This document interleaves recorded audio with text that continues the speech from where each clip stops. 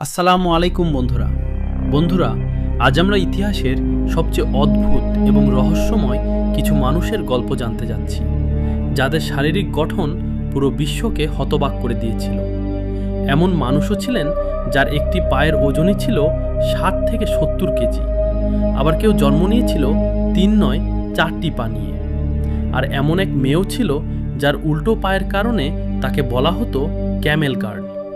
এই গল্পগুলো শুধু অদ্ভুতই নয়, এগুলো বাস্তব, ইতিহাসে লিপিবদ্ধ। তাই ভিডিওটি একদম শেষ পর্যন্ত দেখো, কারণ শেষের দিকের গল্পটা তোমাকে সত্যিই অবাক করে দিবে।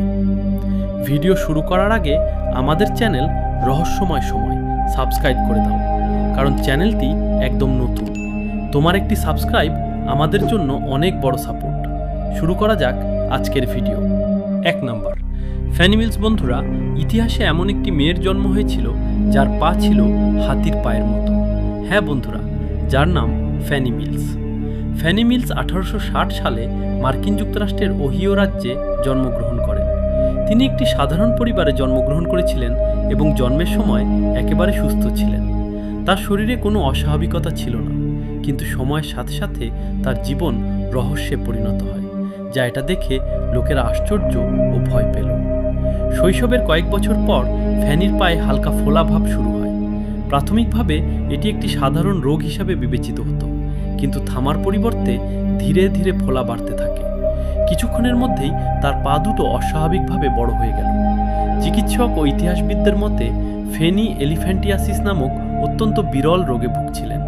এই রোগে শরীরের লিম্ফ্যাটিক সিস্টেম সঠিকভাবে কাজ করে না, যার কারণে ফোলা কখনোই কমে না এবং শরীরের বিভিন্ন অংশ অস্বাভাবিকভাবে বড় এবং ভারী হয়ে যায়।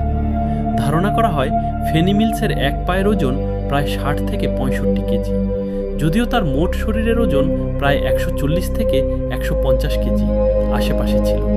তার পা এত বড় এবং ভারী হয়ে গিয়েছিল যে সে হাঁটতে পারছিল না। এটা বেদনাদায়ক ছিল।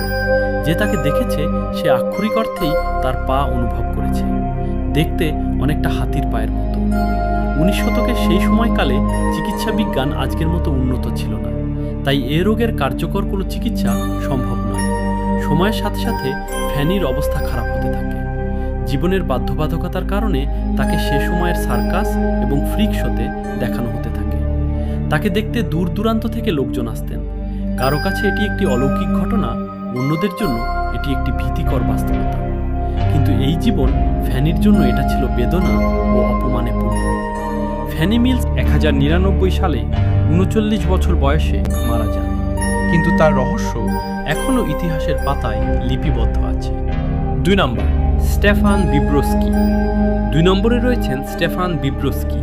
ইতিহাসে এমন একজন মানুষ জন্মগ্রহণ করেছিলেন যার পুরো মুখ এবং শরীর ঘন চুলে ঢাকা ছিল।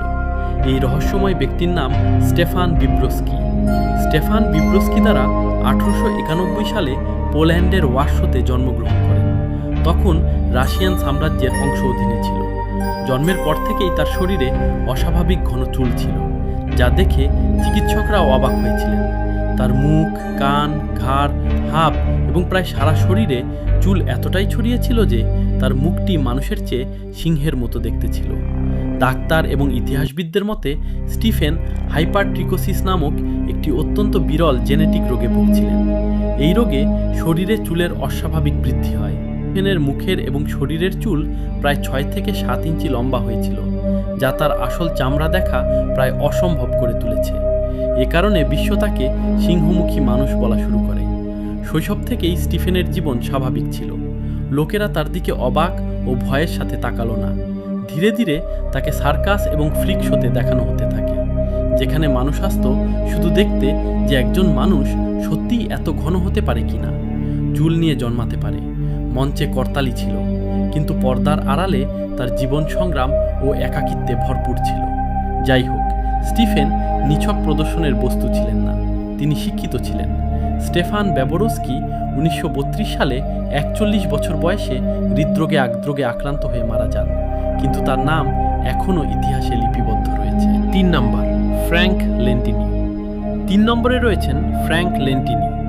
কখনো কখনো ইতিহাসে একজন ব্যক্তি জন্মগ্রহণ করেন যিনি দেখলে মনে হয় প্রকৃতি নিজেই তার নিয়ম পরিবর্তন করেছে।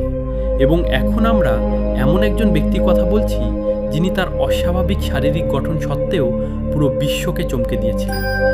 এই রহস্যময় ব্যক্তির নাম ছিল ফ্র্যাঙ্ক লেন্টিনি। ক্যান্ডিড লেন্টিনি ইতালির সিসিলিতে 1889 সালের 18 মে জন্মগ্রহণ করেন। জন্মের সময় ডাক্তাররা বুঝতে পেরেছিলেন যে এই শিশুটি স্বাভাবিক নয়, কারণ তার শরীরের সাথে একটি অতিরিক্ত অসম্পূর্ণ শরীর সংযুক্ত ছিল। ফ্র্যাঙ্ক এটির 3টি পা, 2টি কাজের পা এবং একটি অতিরিক্ত অনুন্নত পায়ের নিচের শরীরের সাথে সংযুক্ত ছিল। চিকিৎসক এবং ইতিহাসবিদদের মতে ফ্র্যাঙ্ক লেন্টানি একটি বিরল চিকিৎসা রোগে ভুগছিলেন। একে বলা হয় সংযুক্ত যমজ অবস্থা। এটা বিশ্বাস করা হয় যে তার অপূর্ণ যমজ ভাইয়ের অঙ্গগুলি বিকাশ করতে ব্যর্থ হয়েছিল এবং তার শরীরের সাথে সংযুক্ত ছিল। ফ্র্যাঙ্ক তার শরীরের কারণে শৈশবে অনেক অসুবিধার সম্মুখীন হয়েছিল, তবে মঞ্চের বাইরে তিনি একজন সাধারণ মানুষের মতোই থাকতেন। সে বিবাহিত, তার সন্তান ছিল এবং প্রমাণ করেছে যে একজন ব্যক্তি তার শরীর দ্বারা নয়, বরং তার আত্মবিশ্বাস এবং সাহস দ্বারা সংজ্ঞায়িত করা হয়।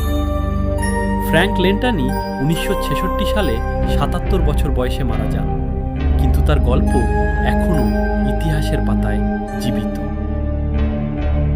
4 নাম্বার, মালিটেল করবিন। 4 নম্বরে রয়েছেন মালিটেল করবিন। ইতিহাসে কখনো এমন একটি জন্ম হয় যে ডাক্তাররাও এক মুহূর্তের জন্য নীরব হয়ে যায়। আর আজকে আমরা এমনই এক মেয়ের কথা বলছি যার শারীরিক গড়ন দেখে সারা বিশ্ব স্তম্ভিত। সেই রহস্যময় মেয়েটির নাম ছিল মার্টাল করবিন। মির্টাল করবিন 12 মে 1868 সালে মার্কিন যুক্তরাষ্ট্রের টেক্সাসে জন্মগ্রহণ করেন। জন্মের সময় স্পষ্ট ছিল যে সে স্বাভাবিক শিশুদের মতো নয়, কারণ তার শরীরের নিচের অংশ অস্বাভাবিক ছিল, ভালো বিকশিত ছিল। মার্টলের 4টি পা ছিল, যার মধ্যে 2টি পা সম্পূর্ণ বিকশিত ছিল, যেখানে অতিরিক্ত পা 2টি ছোট এবং দুর্বল ছিল। চিকিৎসক এবং ইতিহাসবিদদের মতে মার্টাল করবিন একটি অত্যন্ত বিরল চিকিৎসা রোগে ভুগছিলেন, যাকে ডিপাইগাস বলে। এই অবস্থাটি ঘটে যখন যমজ ভ্রূণের বিকাশের সময় সম্পূর্ণরূপে পৃথক হতে ব্যর্থ হয় এবং শরীরের নিচের অর্ধেক দ্বিগুণ হয়ে যায়, গঠনে বিকশিত হয়। ছোটবেলায় মার্টলের জীবন সহজ ছিল না। লোকজন অবাক ও ভয়ে তার দিকে তাকাতে থাকে, কিন্তু সময়ের সাথে সাথে এর অস্বাভাবিক গঠন হয়ে ওঠে তার পরিচয়।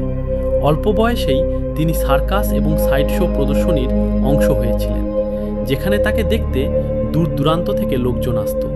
তিনি মঞ্চে আশ্চর্যজনক ছিল, কিন্তু বাস্তব জীবনে তিনি একজন সাধারণ মেয়ের মতো বাঁচতে চেয়েছিলেন। মার্টাল করবিনের গল্প। আশ্চর্যজনক দিকটি হল যে তিনি একটি সাধারণ পারিবারিক জীবনও পরিচালনা করেছিলেন।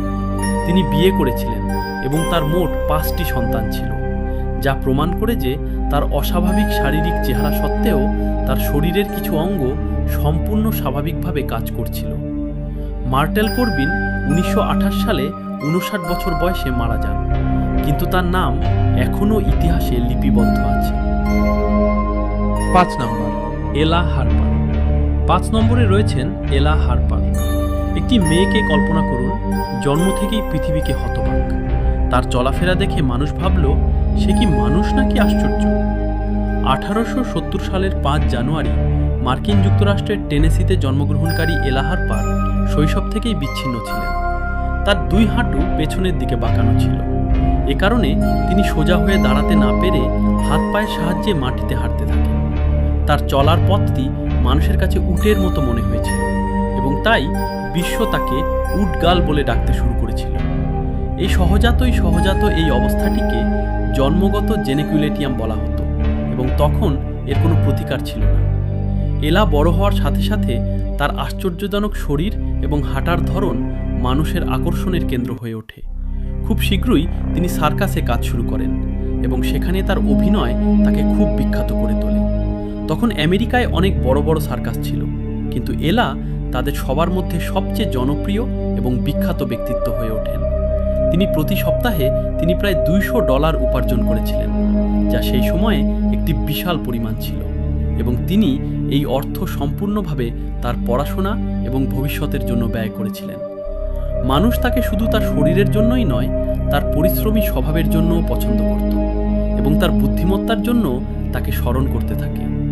তার জনপ্রিয়তা এতটাই বেড়ে গিয়েছিল যে তাকে দেখতে দূর দূরান্তান্ত থেকে মানুষ আসতেন এবং পত্রপত্রিকায় তার সম্পর্কে লেখালেখিও হয় এবং এর মধ্যেই তিনি ক্রমাগত তার জ্ঞানকে আপডেট করতে থাকেন। উন্নত কর্মক্ষমতা।